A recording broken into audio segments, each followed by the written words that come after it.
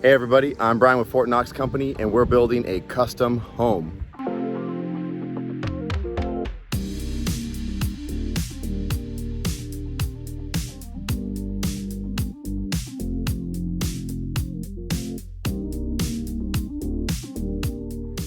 So as you can see behind me right here, there's a lot of houses being built right now, and these homes are being built by Liberty Homes in Las Vegas. I'll put a link for their website in the description, but you can see this whole neighborhood right here behind me.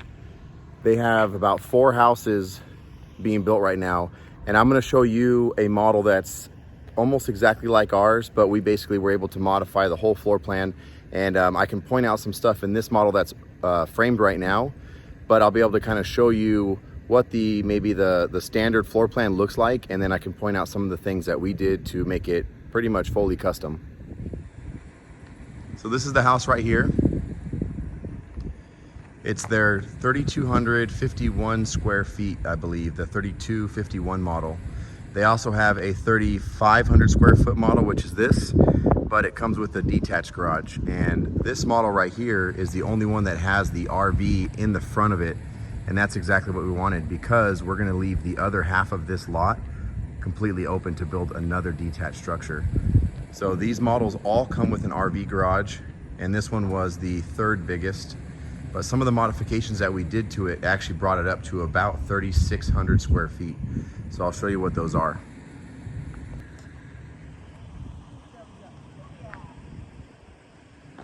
So this right here is the floor plan that we have. It's pretty much exactly the same, except ours is going to be mirrored.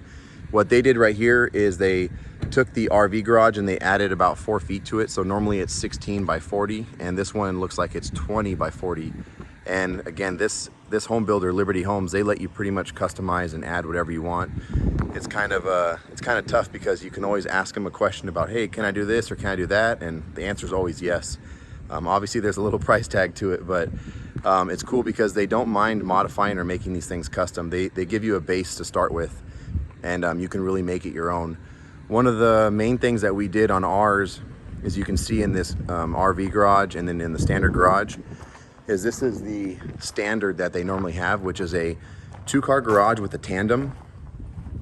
And then with this tandem, what we did is we actually bumped a wall out, and we built a wall all the way in, enclosing all of that. And that's how we got to about 3,600 square feet.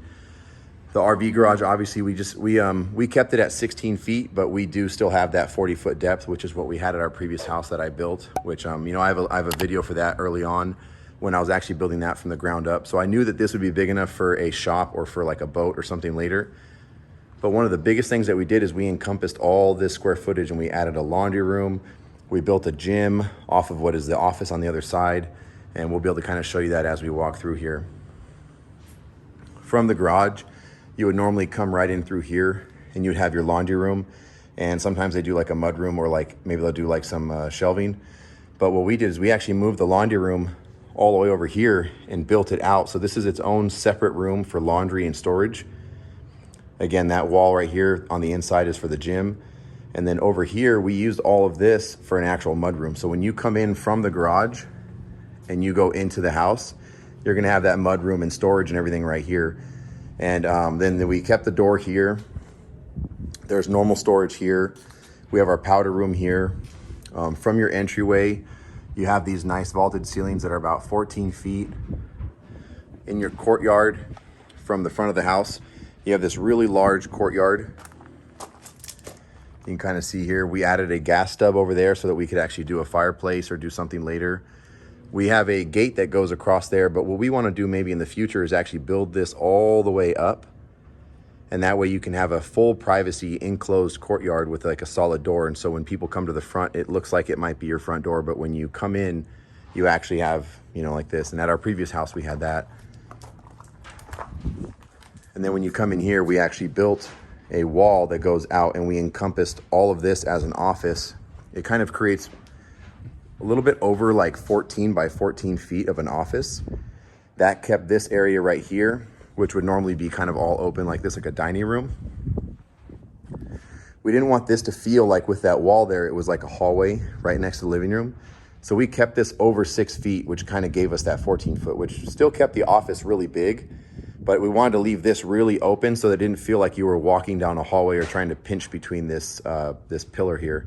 This is load bearing, and we were thinking like maybe we would remove it completely, but there was just too much money involved in trying to engineer something for the rafters. But they said yes, you could do it, but it was pretty expensive and it wasn't really worth it for the gain that we would get. So we still got a really big office and kept this open, and we're probably going to do some type of like a dining area here because the living room is all right here. As you walk around, this is where the office would be. So from the front door, you come into the house and there'd be an office. This is where the floor plan's really modified, is there's actually a doorway here that walks in. And then all of this is taken in from the garage. So we have a large theater room, or what we're gonna end up using is actually a home gym. The rest of this is also walled off here because this whole area, about 6 feet back, is a butler's pantry. So when you come into the kitchen, there's a large island that comes all the way out here to this wall. So we have an island with seating. Normally you have your cabinetry. You have cabinetry all around the wall. You have cabinetry all the way down here. This is the pantry that the house came with. And for such a large house, we felt like we definitely needed a little bit more of like a room or some type of larger pantry. So we bumped all this out. Cabinetry runs all the way along the wall, and then this is open. And as you step through, you would be in another room that's about 6 feet out, which is a butler's pantry area. And then as you walk down, there'll be a door into about an 8-foot deep room for the walk-in pantry now.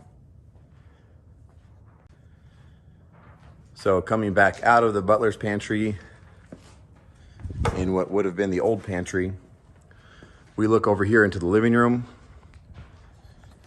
We have a bump out there in the center. We ended up doing a fireplace, and it's gonna have about 3 to 4 foot recess on either side, and the bump out for the fireplace.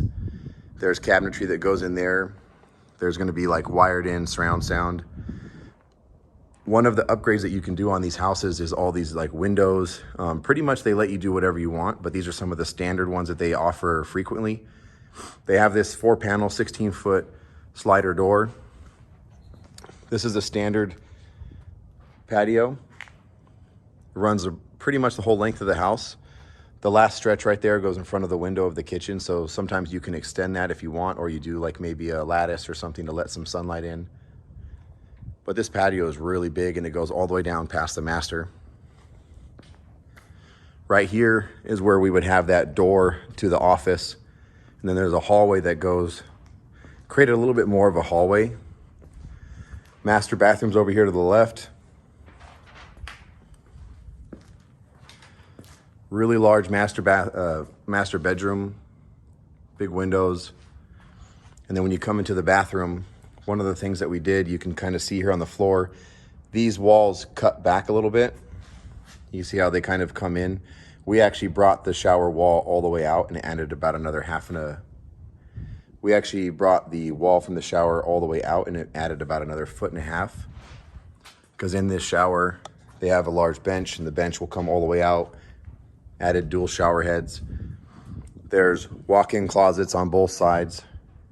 This side will be my wife's, where she has her wraparound vanity. We did a floating tub, freestanding tub, and then we have the water lines. Similar to what they're doing is we have the water lines and the ground-mounted filler from behind the tub. But one of the things that we did is we actually put this window and we upgraded it to a 7-foot window. So the window comes all the way down just below where the tub line is, so that when you're standing in the bathroom, it's gonna look like the glass or the window is completely behind the bathtub, and it will create a little more open look. Then you have your toilet, another full-size vanity here for the other sink.